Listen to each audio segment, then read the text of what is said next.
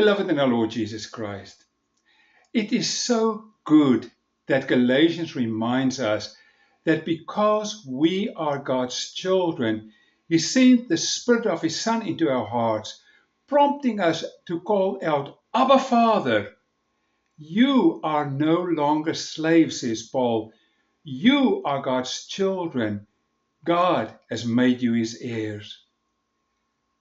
Lord, how incredibly good you are for calling us to be your very own children, to come and live in us through your Holy Spirit, to make us holy, to make us where one day we can live with you without sin forever and ever in eternity.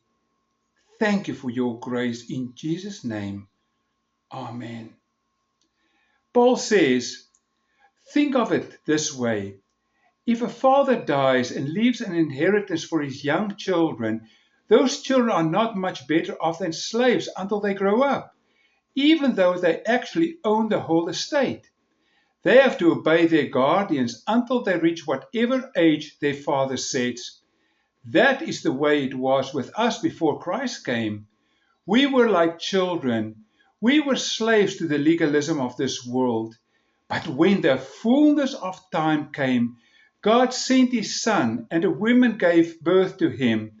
His Son obeyed the law to buy freedom for us who were slaves to the law, so that He could adopt us as His very own children. Because you are His children, God sent the Spirit of His Son into our hearts, prompting us to call out, Abba, Father. You are no longer slaves. You are God's children. God has made you His heirs. So far in this Galatian letter, we saw that Paul is into a great dispute with the Judaizers who want to earn their way to God. Paul says the way to God's heart is through Jesus Christ, what He did, what He accomplished for us, and through Jesus Christ alone.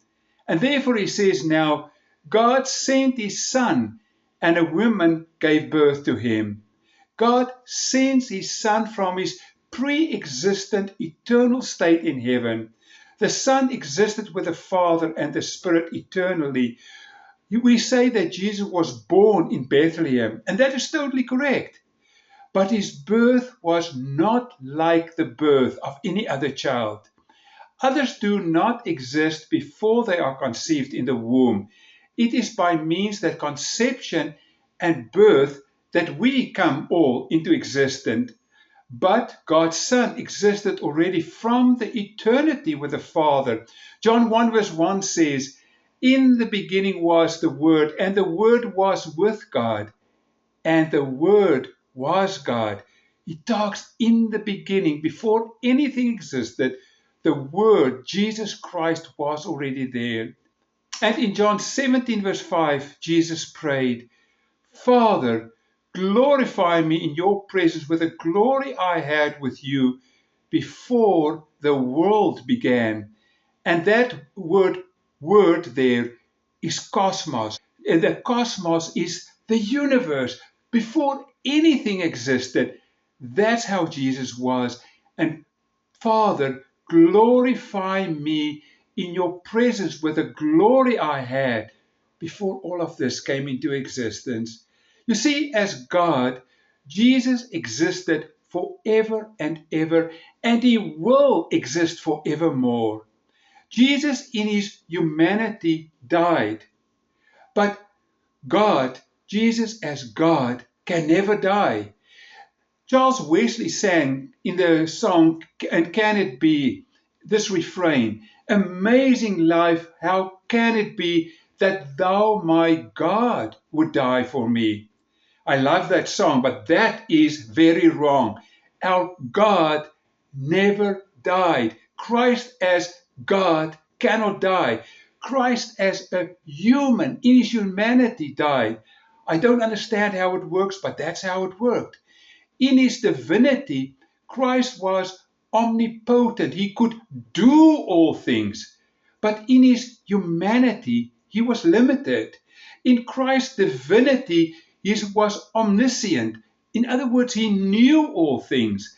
And yet he says many times, only the Father knows. So in his humanity, he didn't know all things. God never slumber or sleeps. Go and read Psalm 121 verse 4. But Jesus got tired and Jesus also slept.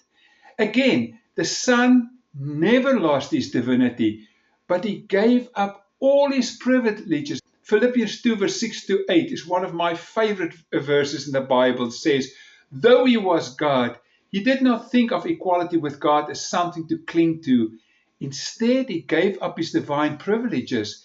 He took the humble position of a slave, as was born as a human being. When he appeared in human form, he humbled himself in obedience to God and died a criminal's death on a cross. It is important, therefore, to note it was God the Son, not Jesus of Nazareth, who eternally existed with the Father. It was Jesus in his humanity who died. And then the Bible says in this part, God sent his Son, which means that Jesus assumed a human nature, which was wondrously prepared in the womb of Mary by the Holy Spirit. We heard very clearly, Matthew says that the Holy Spirit came upon her and Jesus was formed. Thus Jesus now became and will forever have two natures. The divine and the human are united inseparably in one person. From the moment of conception, Christ's human nature was without sin and was holy. In order to save us, Jesus had to have both divine and human natures. The divine, in order to give his sacrifice an infinite value, to deliver us out of the realm of darkness, and to transplant us into the realm of everlasting light. The human nature, 1 Corinthians 15 verse 21 says, since death came through a human, the resurrection of the dead comes also through a human. Therefore, Jesus had to be human, but a sinless human. A sinner cannot pay for himself or for others. Hebrews 7 says that very clearly. Jesus is the kind of high priest we need because he is holy and faultless, unstained by sin. He had no need, like those high priests, to offer sacrifices daily, first for his own sins and then for the sins of the people, since he did this once for all when he offered up himself. Or 1 Peter 3 verse 18 says, Christ suffered for our sins once for all time. He never sinned, but he died for sinners to bring you safely home to God. Sin permeated us so deeply, friends, that each one of us is born in sin. St. Augustine says it clearly. He says, children are born in sin because we see that they are too also under the curse of sin. What does sin cause? Us to get ill and to die. And even a little baby can die. I experienced that myself when my own child died a few hours after birth. Psalm 53 verse 3 says, everyone has turned away. All have become corrupt. There is no one who does good, not even one. Or Romans 3:10, no one is righteous, not even one. Therefore, the Holy Spirit needed to create a new human, not stained by sin, not inheriting sin like the offspring of Adam in Mary. And therefore, the virgin birth, the new creation by the Holy Spirit, is absolutely necessary. To the legalists who thought that they had to earn their way to salvation by keeping the law, Paul repeats, God sends his Son, and a woman gave birth to him. And then he adds, his Son obeyed the law to buy freedom for us who were slaves to the law, so that he could adopt us as his very own children. Again, for those who say that we have to earn our way to God's heart by obeying the law, Paul screams out, he emphasizes that the Son of God obeyed the law on our behalf. We sinners can never keep the law. We all are under the grip of sin. We need to accept that Jesus did on our behalf, trust Him, not try our way to earn our way to heaven. We never can do it. To buy freedom for us, whenever Paul mentions Christ's redemption, he has the cross in mind from first to last, especially in this letter of the Galatians. Paul connects the redemptive work of Christ with his death. This is so important that Paul repeats and repeats and repeats it in this letter. He gave himself for our sins. He gave himself for me. Christ redeemed us from the curse of the law, having become a curse for us. This is exactly what Paul also says in 2 Corinthians 5:21. God made Christ, who never sinned, to be the offering for our sin, so that we could be made right with God through him. Therefore, the movement of God to accomplish our redemption is absolutely crystal clear. The long-awaited deliverance came through Jesus Christ, only through Jesus Christ. Amen. We will see that next week.